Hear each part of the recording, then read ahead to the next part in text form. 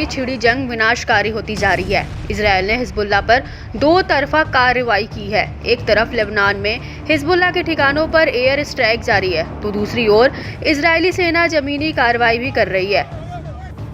IDF के लगातार हमलों के बाद अब हिजबुल्लाह भी करो या मरो की जंग में उतर आया है। हिजबुल्लाह ने की रिहायशी इलाकों को निशाना बनाना शुरू कर दिया है और हाइफा खाड़ी और शिमोना पर लगातार रॉकेट हमले कर रहा है। इस बीच लेबनानी प्रतिरोध आंदोलन हिजबुल्लाह ने इजराइल के खिलाफ जबरदस्त ताजा जवाबी कार्रवाई की है, जिसमें कई सैन्य ठिकानों को निशाना बनाया गया है। इजरायली सेना ने शुक्रवार को पुष्टि की है कि दक्षिणी लेबनान में उसके जमीनी हमले के दौरान 12 से अधिक सैनिक मारे गए। हिजबुल्लाह ने शुक्रवार को जारी अलग अलग बयानों में कहा कि उसने कब्जे वाले क्षेत्रों के उत्तर में कई अलग अलग स्थानों पर इजरायली सेना के ग्रुपों को मिसाइलों और तोपों के गोलों से निशाना बनाया।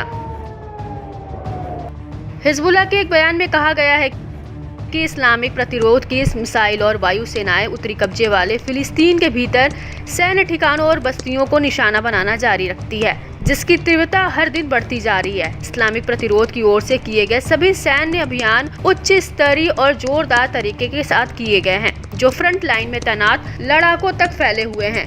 लड़ाकों ने लेबनानी क्षेत्र में घुसपैठ दिया है। उधर इजरायली प्रधानमंत्री नेतन्याहू ने हिजबुल्लाह के खात्मे की कसम खाई है। 27 सितंबर को इजरायल ने हिजबुल्लाह चीफ हसन नसरल्लाह को मार गिराया था। इसके बाद से हिजबुल्लाह के 10 से ज्यादा कमांडर मारे गए हैं और उसके 800 से ज्यादा लड़ाके भी ढेर हुए हैं, जबकि उसके 6000 से ज्यादा ठिकाने भी नेस्तनाबूद हो चुके हैं।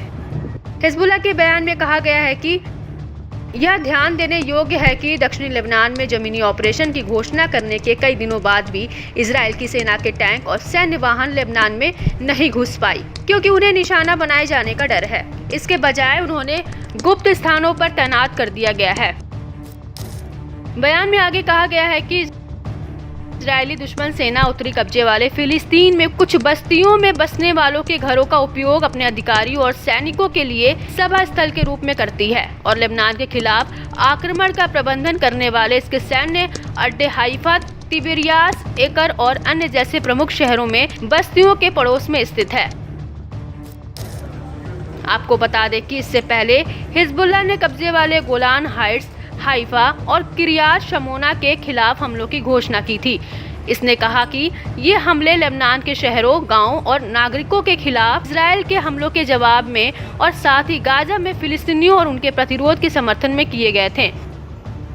लेबनान के स्वास्थ्य मंत्रालय ने कहा कि अक्टूबर 2023 से लेबनान पर इजराइल के हमले में 2141 से अधिक लोग मारे गए हैं और 10,099 लोग घायल हुए हैं, जिनमें दर्जनों बच्चे और कई महिलाएं शामिल हैं।